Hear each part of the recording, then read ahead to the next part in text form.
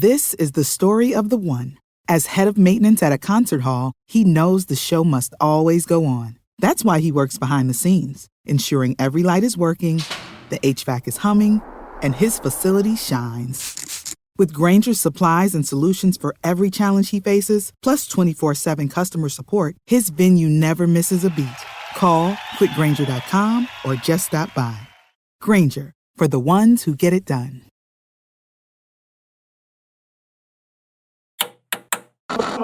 With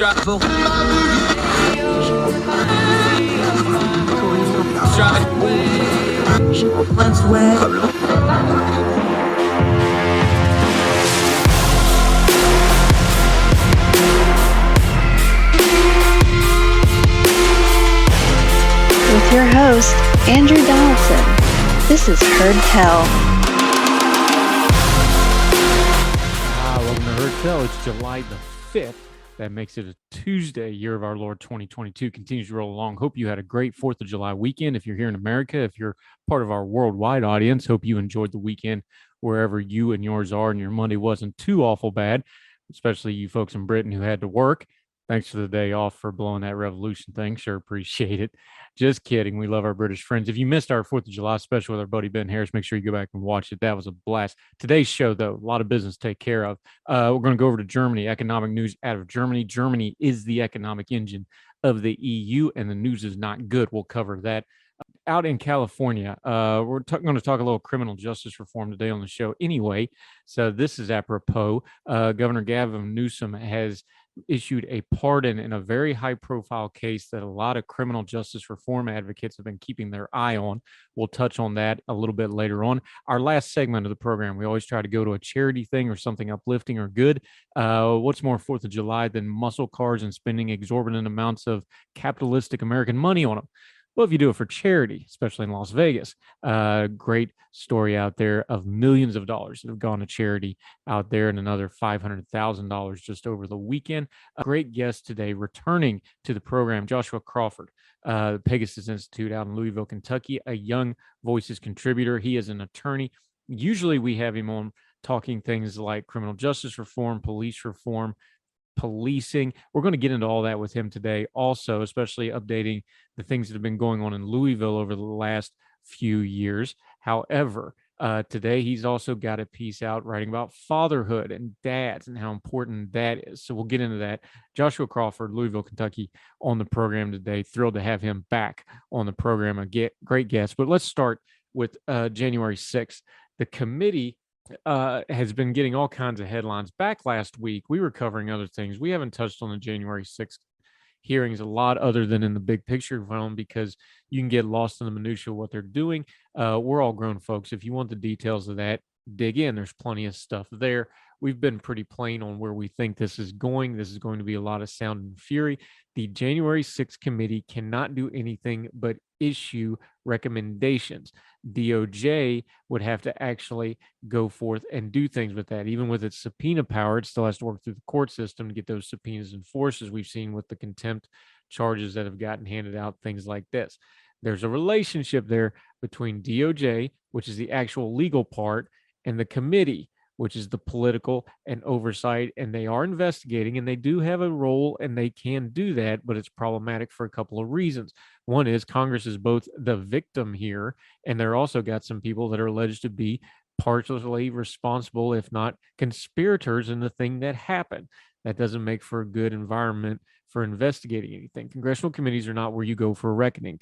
Congressional committees are where you go for, sometimes you can get good information, and there's some information here that we need to glean out, but it's also mostly for show, and it's also for loud, and it's also for reasons to get information out in the public. It's not for criminal cases, and it's not to get you a reckoning, and it's not to get you justice. That's not what you're going to get at a committee meeting. That's for DOJ to do, and DOJ has a different agenda. Let's go to the Hill real quick, because this is going to illustrate big picture wise what's going on here. On the Sunday shows, which I do not watch, and my life has gotten immensely better since I skipped them, because all they are remixes. Representative Zoe Lofgren, Democrat of California, who sits on the select committee, said she is, quote, surprised by the federal prosecutor's reaction. I'm reading from The Hill here, so take it for a grain of salt. Surprised by federal prosecutor's reaction to the testimony given before the panel this week by Cassidy Hutchinson, who was previously an aide to former White House Chief of Staff Mark Meadows, who is neck deep in all of this hot mess. She says, this is Lofgren, that federal prosecutors working on the Justice Department's January 6th investigation felt blindsided. After watching Hutchinson's testimony, several officials spoke to the newspaper saying that prior to her testimony, prosecutors had not been given transcripts or videos of her past interviews. Hutchinson spoke to the panel investigators behind closed doors 4 times before testifying in the public hearing. This is a quote from Lofgren. I was surprised that the prosecutors were surprised. What are they doing over there? They have a much greater opportunity to enforce their subpoenas than our legislative committee does. Asked if she thought it was a fair characterization that the House panel had blindsided the Justice Department, she said, no. This is a quote, we are not an arm of the Department of Justice. We're a legislative committee. They have subpoena power. They could subpoena Ms. Hutchinson. I'm surprised they've not done so. We have interviewed her 4 times. I think that's public knowledge at this point. And the 4th interview was very compelling. Lofgren's comments come after Hutchinson's explosive testimony. Let's stop here. Big picture, there's something brewing here. And it's brewing because everybody involved here knows that the clock is ticking here. Midterm elections are coming. The Republicans are probably going to get the House of Representatives. That's going to be the end of this select committee. Now, a couple things to keep in mind here. What they're doing now is they're trying to get all their information out. They're trying to get the public awareness as much as they possibly can. So they're bringing out the most explosive testimony they have. And they've got an end game in mind. What is the legacy of the January 6th committee going to be? From the very beginning, there has been bickering between the committee members and the Department of Justice. And Lofgren elsewhere has hinted at, said, as long with some other committee meetings, that the Department of Justice is dragging its feet. Now, there's been over 800 people charged in January 6th. About 160 some of those cases have been adjudicated. The rest are working their way through the court system. The DOJ had a lot to do with those. They've been prosecuting people left, right, and center. They've been bringing all sorts of charges. They just haven't been bringing them against the political part of this, because the political part of this gets sticky really quick.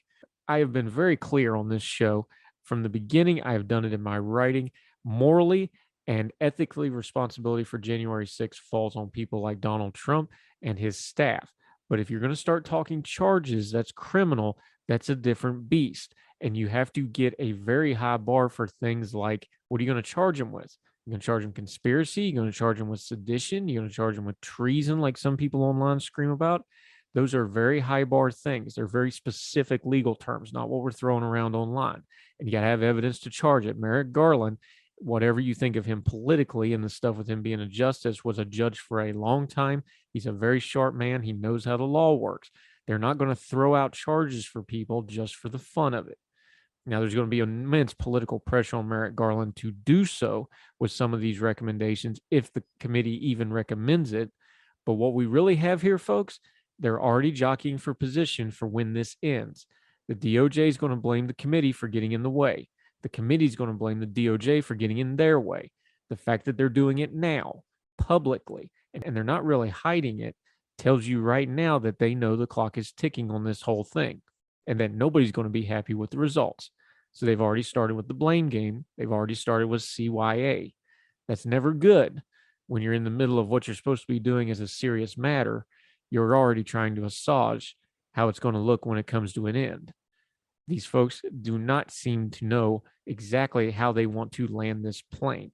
I've been pretty clear. I think this committee was a mistake. This should have been a special prosecutor. This is not how you get a reckoning or justice. This is how you get a big old mess on top of everything else. There's good, useful information coming out of this. That's not what I'm saying.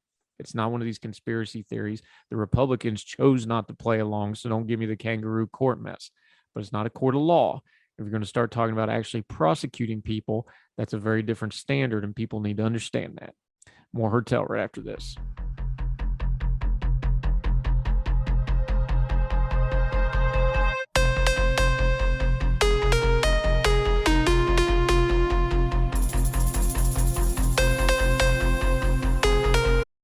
For the ones who know safety isn't a catchphrase, it's a culture. And the ones who help make sure everyone makes it home safe.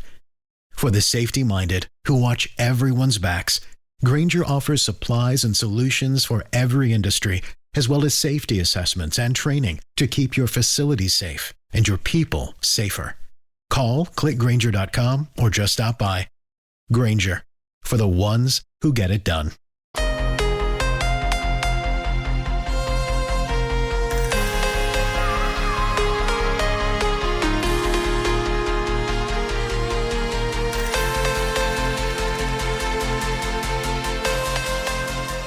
Welcome back to Heard Tell. Okay, let's go back overseas. Let's talk a little economics. German economics, to be specific. Now, we've talked on this show before. When you're talking about the EU, you got to start with Germany. Germany's the engine that lets that puppy run. They are the economic powerhouse of continental Europe. They're also what funds Brussels stuff when they want to be the EU and all that stuff. That only happens with countries like Germany funding it through their economic might. How goes Germany is how Europe's going. You pay very close attention to the German economy, and the news ain't good, folks. From The Guardian, quote, Germany has recorded its first monthly trade deficit since 1991. You remember, that goes all the way back to reunification. Before, amid soaring inflation and supply chain disruption weighing on the country's industrial base, figures from the country's statistical agency show a surge in the value of imports and modest decline in exports had pushed Germany's largest economy into a trade deficit in May. The monthly deficit was the country's first since the year after German reunification. Now, two things were going on during reunification. They had to absorb East Germany, which obviously was economically behind West Germany. So that was an economic hit. The other thing that happened in the early 90s was the United States did a massive military drawdown at the end of the Cold War, which pulled a lot of troops and a lot of funding and a lot of shared aid out of Germany. At the same time, they were absorbing East German folks and the East German infrastructure that had to be brought up to speed. That was a double whammy as far as economic things. They weathered it eventually, but that was what was going on in the early 90s in Germany. That's how troubling this news is. Exports fell by half a percentage point, while imports increased 2.7%. Compared with the same months a year earlier, exports were up almost 12%, while the values of imports surged almost 30%. Germany's dominant manufacturing base has faced disruptions from global supply chain problems caused by the pandemics and lockdowns in China. Soaring energy prices and weaker demand for goods is also hitting demand. Figures published on Friday show manufacturing output across the Eurozone fell in June for the first time since the depths of the initial lockdowns in 2020, in a sign of worsening economic conditions across the single currency bloc. That's the Euro bloc.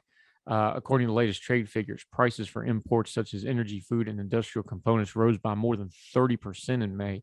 The figure comes as Russia's war in Ukraine pushes up energy prices across Europe, driving up inflation and affecting the trade balance of countries dependent on oil and gas imports for much of their energy needs. The UK's current account deficit, which measures cross-border trade and financial flows, surged in the first quarter, although largely due to the soaring costs of fuel imports. It also comes as many British exporters grapple with Brexit, disruptions from the border, and reams of new and confusing red tape. In contrast, Russia's current account surplus more than tripled in the first 4 months of the year. Germany's trade surplus has now evaporated. This is Klaus Wissenten, the chief of the Eurozone economy, thanks mainly to soaring imports offsetting otherwise decent momentum in exports. Looking ahead, we suspect the external balance will remain in deficit over the summer. And winter is coming, folks. Watch carefully. Countries like Germany that are starting to suffer real economic problems.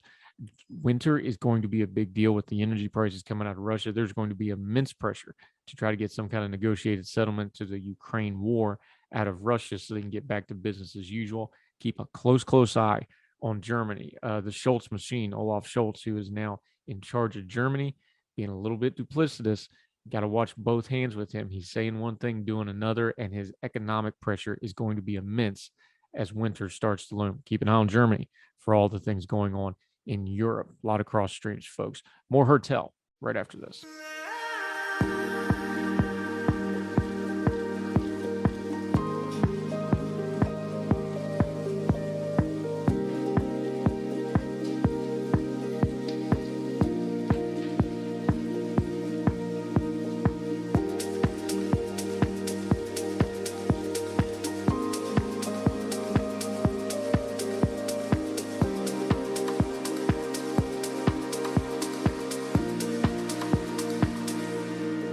Welcome back to Hurt Tell. Okay, it's been a minute since he's here, but he's back, and we're thrilled to have him.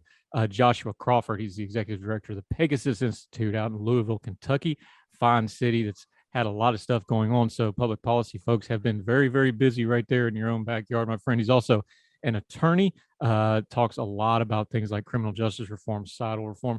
Going to talk a little fatherhood with him today, though. How are you, friend? Good to see you back. I'm doing well. Thanks for having me. What got you on the fatherhood thing? Obviously, you're a son, so we all have our own thoughts about it.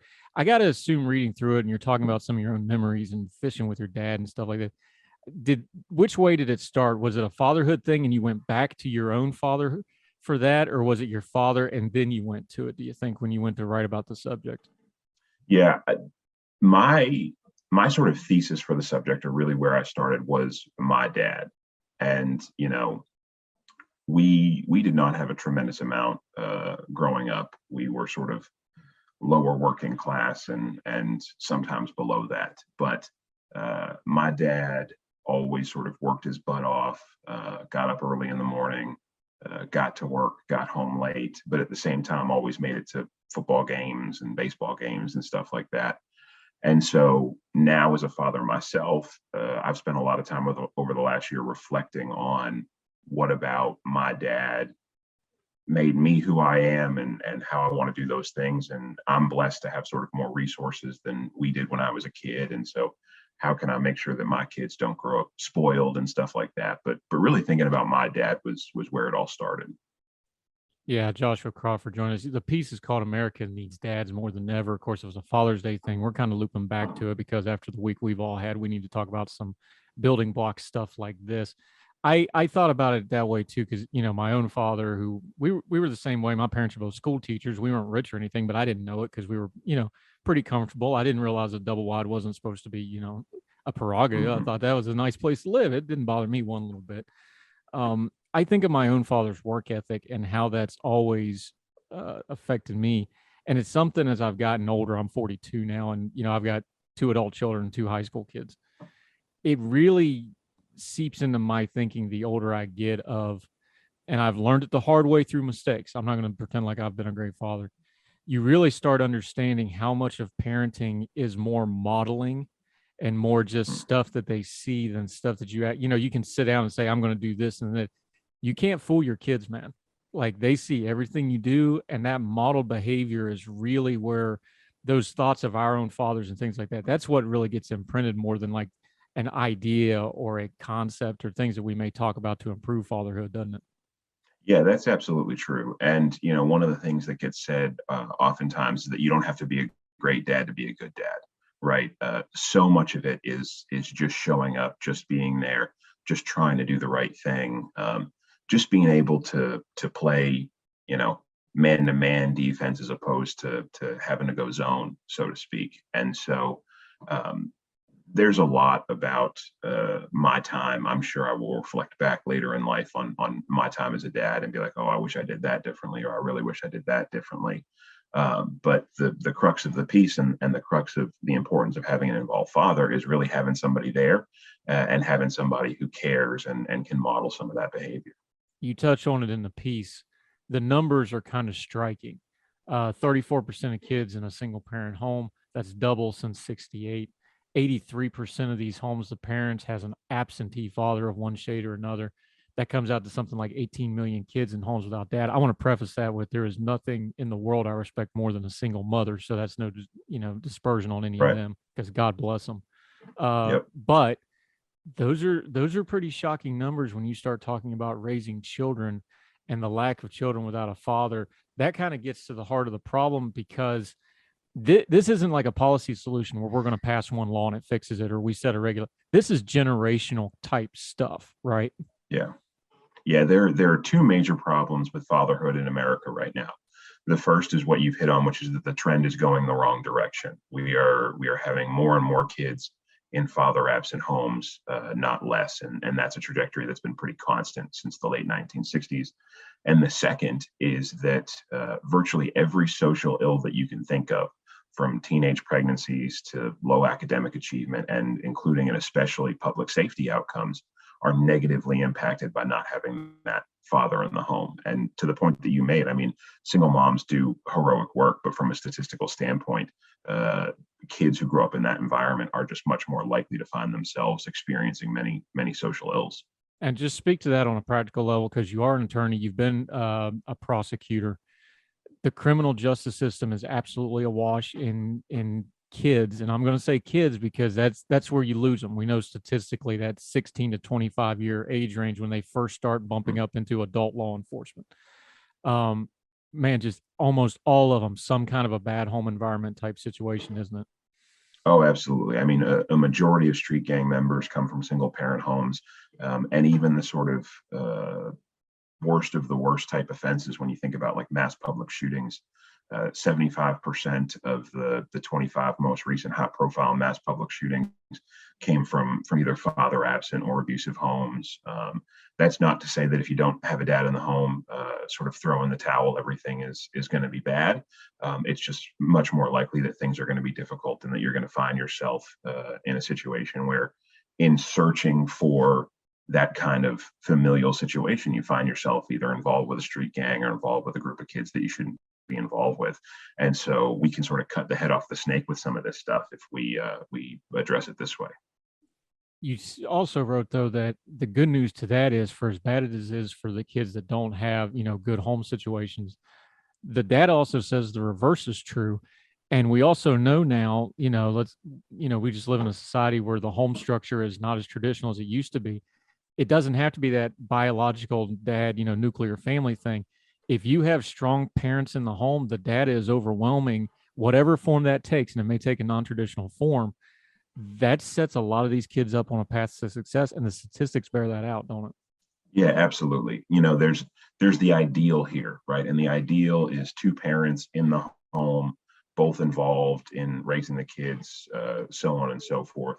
But there are then sort of shades of gray from there. And so if there's something about a particular relationship that didn't allow for that relationship to flourish between a mom and a dad, or parents otherwise, but the parent who's not in the home is meaningfully involved in that child's life in some way, if there are, uncles or family friends or coaches or things like that who are involved in a kid's life in a meaningful way, all of that can help offset some of that.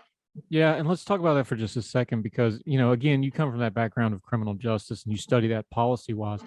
There's a societal element to this, because we say, well, there's not a father in the home, but I think back to my own childhood, like, we had really strong elderly people around us all the time.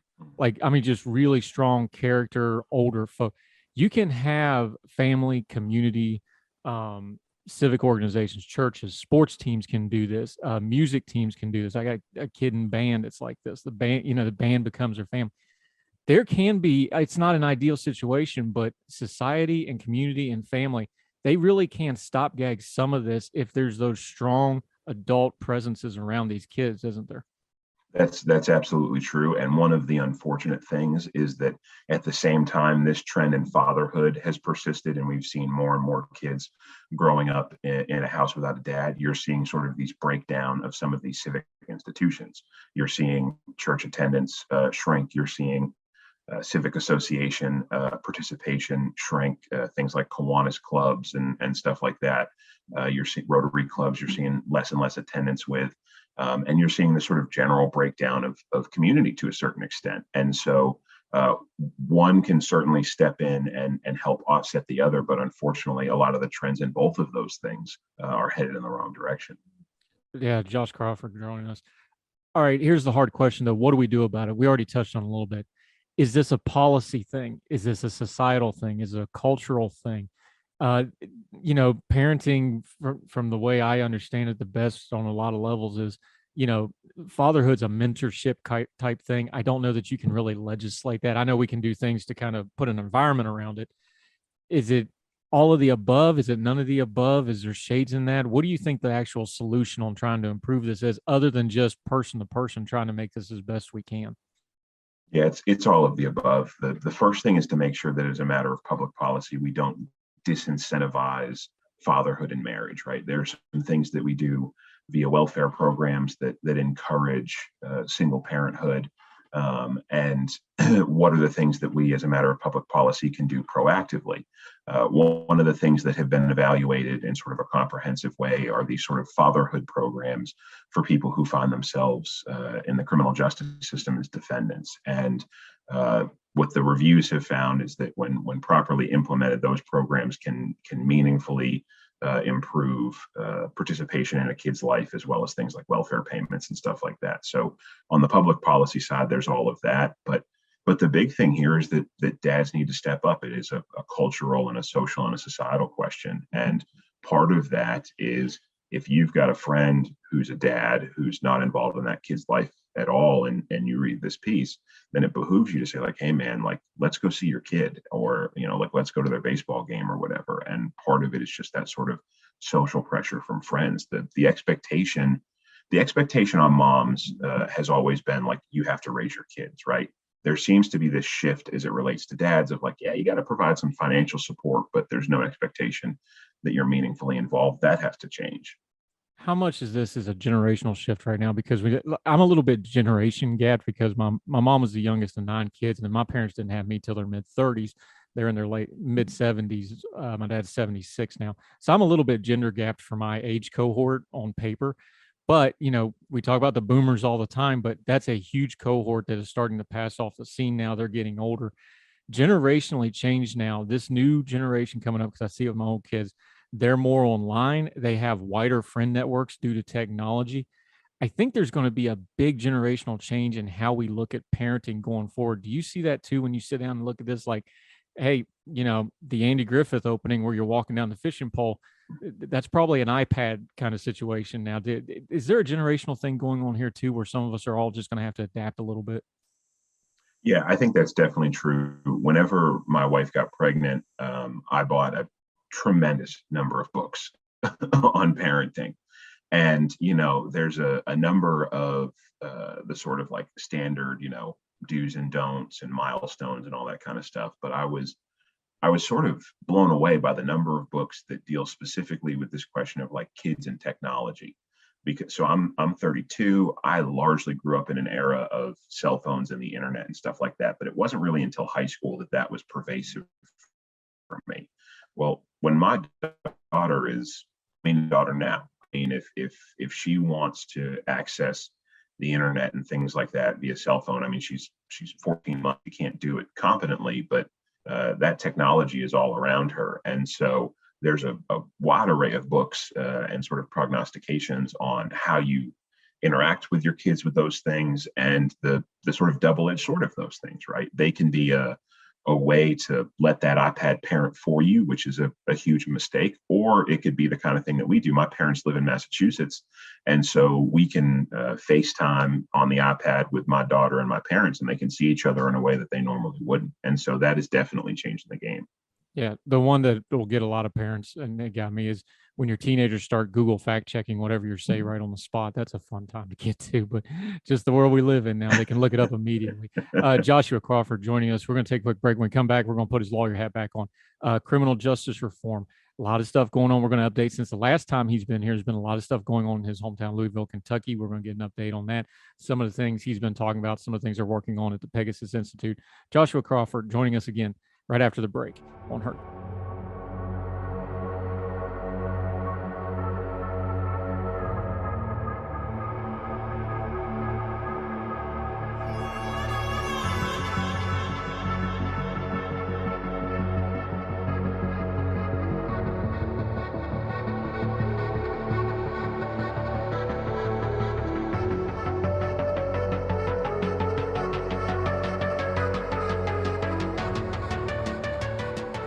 Welcome back to Heard Tell. Really sharp guy. We always enjoy having him on the program, Joshua Crawford. Okay, last time we talked to you, you were dealing with a lot of stuff going on in Louisville. Just update us real quick, because people know some of the headline splashy stuff. You live there, so when the national news comes and they leave after a week or so, you're still in that community. What's going on in Louisville since all that splashy stuff over the last 2 years? Just kind of update us a little bit on what your city's doing and how y'all doing. And did we get anything from all the noise, or is it still the same old problems? Yeah, unfortunately, Louisville since 2015 has seen pretty substantial increases in its homicides and non-fatal shootings. A lot of that is gang and street group related. That was sort of put on steroids over the last 2 years. But the particularly concerning thing is that Louisville, like a number of other large cities across the country, has experienced a giant surge in carjackings in the last 2 years. Our carjackings have gone up 206%, 2018 to 2020. Again, a lot of that is gang and street group related. But what is particularly difficult from a public policy standpoint and from a societal standpoint is 51% of the arrestees for carjacking in Louisville are juveniles. They're kids under 18. And of that percentage of juveniles, nearly a quarter of them are 14 and younger. So you've got kids that can't even legally drive, can't get a driver's license if they wanted to, putting a gun in somebody's chest and stealing their car. And so that's a big part of what we're dealing with right now. I am a part of the governance committee for the group violence intervention project that is going on here. I think that has been a positive development for the city and has frankly kept things from being worse than they were. It sort of moves law enforcement resources to the worst of the worst, to the people that you want those things focused on. And I'm hopeful that as we continue that effort, we'll see some improvement. You've been doing a lot of media about this, Joshua Crawford joining us. So let's just cut down through it, because here's the problem. We have the social media, news media talking head side of politics and criminal justice, where it's always scream about crime because that gets votes and that gets money and you send money to. We understand that there's that side of all this. But you've been talking about in a lot of media interviews lately about what's really causing violent crime. You're never going to get separated because of human nature, because we just know violent crime is always going to have a spotlight on it. It's like you point at that and then, oh, that's what's wrong. Where's this actually coming from? Because, we have economic unconcerns. We have all other things going on. There doesn't seem to be one real cause here. So where's this current wave of violent crime coming from? And how much of it is kind of social media, news media, just being able to hone in on this every time it happens now? Yeah. So, the American people generally will answer the question, is crime increasing, in the affirmative, whether crime is increasing or decreasing. Unfortunately, though, over the last several years, when they answer that in the affirmative, they have been correct, because crime, especially violent crime, especially the most serious violent crimes, again, murders, shootings, carjackings, things like that, have been increasing quite considerably. And so there's a truism there, but crime concentrates among a remarkably small percentage of your population. Typically, it's about 0.5% of a city's population that's responsible for about 50% of its violence. Typically, it's about 5% of offenders that are responsible for 50% of your violence. And so it concentrates among a very small group. It tends to be those individuals committing crimes against each other within the subcontext of criminal street gangs. What makes the serious violence so tragic is far too often it spills out against innocent bystanders. I mean, here in the city of Louisville, we've had a 3-year-old girl executed in broad daylight. We've had a 7-year-old boy shot and killed while sitting at his kitchen table. We routinely have children who end up caught in the crossfire of this. And so there is the sort of proverbial, if it bleeds, it leads truism of the news media. But unfortunately, we're living through a time period where that is oftentimes reflecting a reality. And since you just mentioned it, let's talk about that for a second, because like you said, crime is actually a very small criminal, I should say. That's a very small percentage of the population. But how we deal with that small part of the population has a tremendous ripple effect on the rest of society. I know we talk about that in the context of criminal justice or criminal law reform, but just kind of break that down for folks a little bit. It's like, because we just see the headlines and then everybody just wants to sledgehammer the bad guy. And we all get that because there's some truly horrible people out there. But we also got all the data in the world of just pouring money and punishing everybody. That's not enough, is it? And then when we have waves like this, how do we talk about this in a productive way where we keep our own humanity?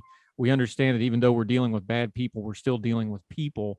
And we actually get some traction instead of just repeating the same cycle over and over again. I know that's a way too big of a question for one answer, but just kind of give us kind of a building block there, because that's really gets to the heart of some of the stuff you guys work on, isn't it? Yeah, the answer there is to concentrate resources among your problem populations, right? That's true of law enforcement resources. It's true of social service resources. It's true in questions of criminal sentencing, right? Like we generally know the categories of people that commit these serious offenses in large numbers. They tend to be habitual repeat offenders. They tend to escalate their behavior. And again, a lot of it happens within the subcontext of criminal street gangs. And so adopting policing practices that reflect that, adopting sentencing practices that reflect that, because you can have a guy walk into a courtroom who deserves to spend the rest of his life in prison, and the very next person who is charged with a different but likewise serious offense, who that's not the best disposition for that person. The system has to be nimble enough to address those things. And so if you have sort of broad, sweeping mandatory minimums for things, you're going to have some problems with that. But at the same time, making sure that law enforcement and prosecutors have the tools needed to say that is a person who's wreaking havoc in a community, and that's the kind of person that we build prisons for, and making sure that person spends the time that they need there. And the other edge of that two-edged sword, though, is the prosecutors and the law enforcement. They need to be held accountable and be the best they can be. We've seen the example, of course, in Uvalde lately. We just saw up in Flint, Michigan, where the prosecution of the Flint water crisis got thrown out for an overexertion of authority. Those two things have to go together, because every case we see, if you don't have police and the prosecutors at their very best, you're not going to be able to do anything about the very worst of society at the same time, because it just makes the mess worse. How do we talk about that in a context of course, we want to support good police, because good police wants to get rid of bad police, every single one of them without exception. How do we hold accountable and get the best out of our public servant side of that, instead of just always screaming and pointing at the bad people? Because you got to have both, don't you? Yeah, the question is a little bit easier for law enforcement than it is for prosecutors, but I'll address both. Interestingly, much like crime in the general population concentrates among a small number of individuals, police misconduct tends to concentrate very highly among a small number of individuals. And so making sure that those individuals are both appropriately reprimanded, and then that they can't just simply leave a department or be fired from a department and go to another department. That's one of the things that has happened here in Kentucky. If you are essentially fired for misconduct, you now lose your POP certification, and so you can't go be a law enforcement officer anywhere else in the Commonwealth of Kentucky. So that's a positive step forward to hold accountable those individuals who are engaging in misconduct. For prosecutors, it's a little bit tougher, because the United States Supreme Court gives prosecutors very wide discretion in how they charge, what they don't charge. And so what really has to happen in order to hold a prosecutor accountable is for there to be some sort of gross misconduct. The best example of this, which is no longer really a contemporary example, was the Duke LaCrosse prosecution. That prosecutor was held accountable for what was just sort of a blatant disregard for evidence, a blatant disregard for the truth, a crusade against some factually innocent individuals. And so there are ways to hold prosecutors accountable in those circumstances, but generally speaking, prosecutors are given pretty wide discretion on how they charge and if they choose to charge versus not. Yeah, and if you've never seen the ESPN 30 for 30 on Will Fork and the Duke LaCrosse case, I know it's a sports-related show. The lawyers always joke like, well, it's never like the movies. You never have the cross-examination that blows up the case. That one, they really had it, and it was actually a young, untrained lawyer that just unraveled him on the stand. It's an amazing thing. Please go watch it, because you will learn very quickly about that case, and there's a lot of implications there. Joshua Crawford joining us. Real quick, few minutes we got left. Let folks know what the Pegasus Institute is doing. We've had you on before. You guys do such good work. Let them know, just kind of dovetail what you're doing with the Pegasus Institute. You're getting a lot of national attention. I know you just talked to Representative Crenshaw here recently. Just update folks on that so they know what it is you're spending a lot of your time on, because you're doing some really, really good work, sir. Yes, I appreciate that. So we're headquartered in Louisville, and for much of our history, we have been primarily focused on state of Kentucky issues, some federal issues, and city of Louisville issues. But we've always sort of had that like urban focus, that urban bend to what we do. But because we're located in Kentucky, and because the counties in Appalachian Kentucky are sort of so economically depressed and so underserved in many ways, we have, I wouldn't say shifted our focus, but we are giving that a lot more attention here right now. And so we have a paper that is going to be released in the near term on economic development in Appalachia, and frankly, the lack of economic development in Appalachia since President Johnson's war on poverty, a lot of the things that haven't worked there. So that's something for folks to look out for. And in that same vein, the Wall Street Journal, a number of weeks ago now, printed a piece on something that has really gone sort of unnoticed in the last couple of years, and that has been the increase in violence in rural communities. A lot of the attention is focused on our urban centers, 30% increase in homicides in American cities, 2019 to 2020. But what the Wall Street Journal analysis found was that there was a 25% increase in homicides in rural communities over that time period. And so we're taking a look at rural communities in Kentucky to see if that trend holds true here, and look at some of the reasons that that may be the case. Hey, I'm a West Virginia kid. You don't have to convince me about it. We have an absolute epidemic with opioids and violence going on right now. And we just talked about it with the CPS system in West Virginia is so broken right now. They can't even take kids. They had a scandal where they were shipping them off to Pennsylvania, lost track of. A guy I grew up with, played pickup basketball with, went to church with. He's a sitting circuit judge now. And I was eating with him and he just kind of shook his head. He'd just been on the job like 3 months. He just shook his head. He's like, I have one case that's mom and the next case is the dad, and I got to send them both away. Now what do I do? And I know CPS is shot. You know, this stuff, when you do that, let me know. We will put you on. We will talk about that because that's something that's near and dear to me. So I appreciate y'all looking at that wide-ranging problem. That's not. There you go again. I fear that's going to be one of them generational type problems, my friend. This is not going to be a policy fix. This is going to take an all of the above, and it's going to take decades, probably, isn't it? Yeah, absolutely. I mean, the way that some of these communities have been ravaged by drugs, and especially in the era of fentanyl with overdose deaths now, and new meth, which is old meth, which is sort of a lengthy conversation. But the methamphetamine that people are using today is not the methamphetamine of the 1990s. It's a chemically different substance. It's a more addictive substance, and it's a substance that can do, in some cases, irreparable damage to your brain. And so it's the environment is very difficult to fix some of this stuff. And somewhere in there, we'll have you on and we'll talk something light too, I promise. But Joshua Crawford, always enjoy the conversation, my friend. We will definitely be having you back until we get you back on the show, though. Let folks know about your social media and what you're doing so they can follow you between now and then. Yeah, so the website is pegasuskentucky.org, Kentucky spelled all the way out. And then, wherever you do your social media, Facebook, Instagram, Twitter. I'm not personally on Twitter, but the organization is. And so you can find all of our stuff there. Yep. And we got it right there on the lower third graphic. And we will link to all this in the show notes, his piece in National Review on Fatherhood. Please read it. That's a good one to share off with folks too. Joshua Crawford, sir, always a pleasure talking to you. Look forward to doing it again real soon, my friend. Thank you for having me. Thank you, sir.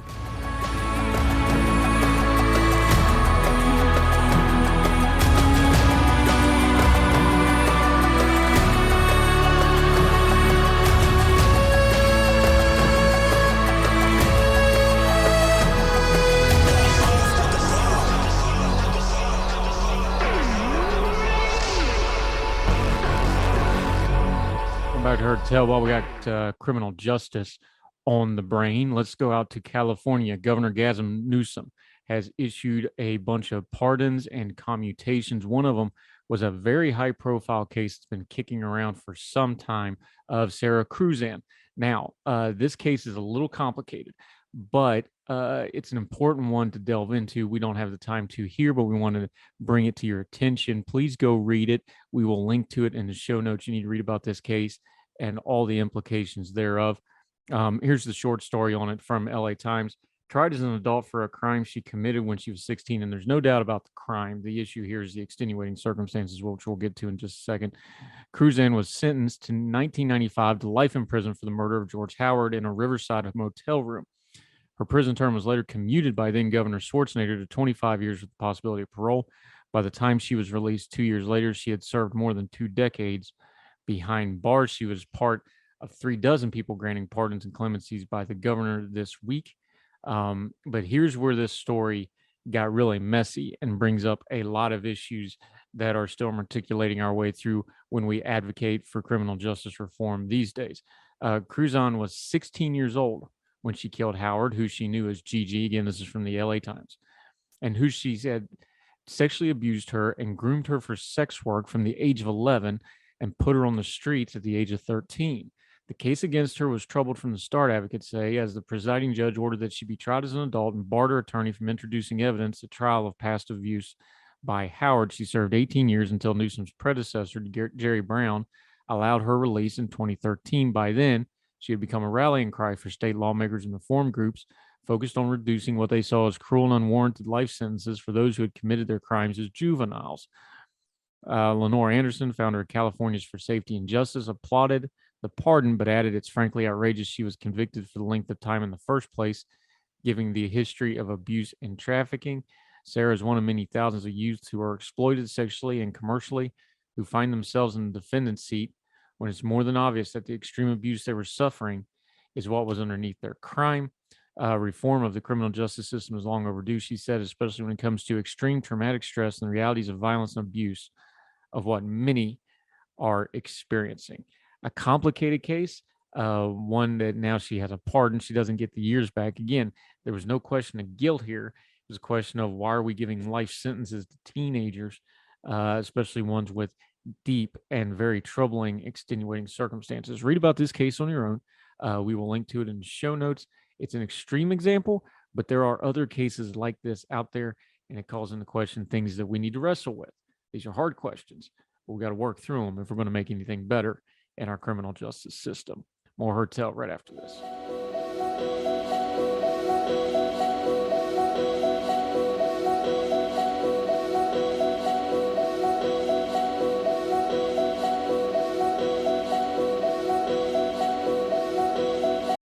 For the ones who know safety isn't a catchphrase, it's a culture. And the ones who help make sure everyone makes it home safe. For the safety-minded who watch everyone's backs, Grainger offers supplies and solutions for every industry, as well as safety assessments and training to keep your facilities safe and your people safer. Call, click Grainger.com, or just stop by. Grainger, for the ones who get it done.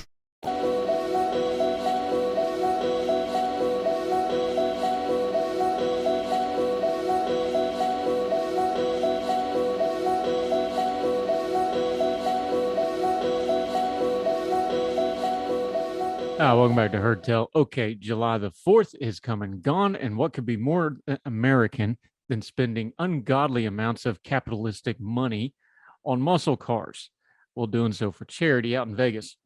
Barrett-Jackson Auto Auction had a great 4th of July weekend. This is from Classic Car Journal. More than $49.1 million in total sales, including a 70 Plymouth Hemi Superbird that sold for a world auction record of $1.65 million. In total, 663 vehicles were sold, but they also raised a bunch of money for charity. They had, when we filled the next 3 days with the exciting auction moments, including the sale of a 2023 Cadillac Escalade V first retail production number, VIN number 001, which raised $525,000 for charity by itself. That winning bid was VIP Dan Snyder, who finally did something right because, well, let's not get into all that. You can Google him yourself in your own time. He had the winning bid. Fellow VIP Michelle Mozzie donated $25,000 on top of the winning bid for the cause. The other charity item was a 2022 Jeep Wrangler Unlimited Rubicon, which crossed the block with 100% of $125,000 hammer price, which completely benefited the Ronald McDonald House Charities of Detroit. To date, Barrett-Jackson has helped raise over $148 million for charitable organizations. Pretty cool stuff. Really cool cars. You can go look. They have these on TV all the time on the motorsports channels. My one daughter loves muscle car stuff. It's always interesting watching them. They're fast paced. There's a lot of people out there with a whole lot of money to spend on these things, though, because they sure are raking in the dough. But it's going to a good cause. Some more power to them. That'll do it for Hertel. Thank you so much for joining us on this Tuesday, July the 5th. Looking forward to Wednesday, July the 6th. Hope you'll join us right back here, whether you're listening on the podcast, watching on YouTube, Facebook, through our radio partner, Big Talker Live. However you're with us, we sure appreciate it. Make sure you're reaching out. HertelShow@gmail.com. Hertelshow on the Twitter. Love to hear from you. Keep your bearing, but we would very much love to hear your thoughts, comments, epistles, whatever you got. So Till we talk to you again, wherever you and yours are, across the street or around the world, we hope you're well. We hope you are well fed. We'll talk to you again tomorrow for more Heard Tell. All the music on Heard Tell is provided under a Creative Content license from monstercat.com.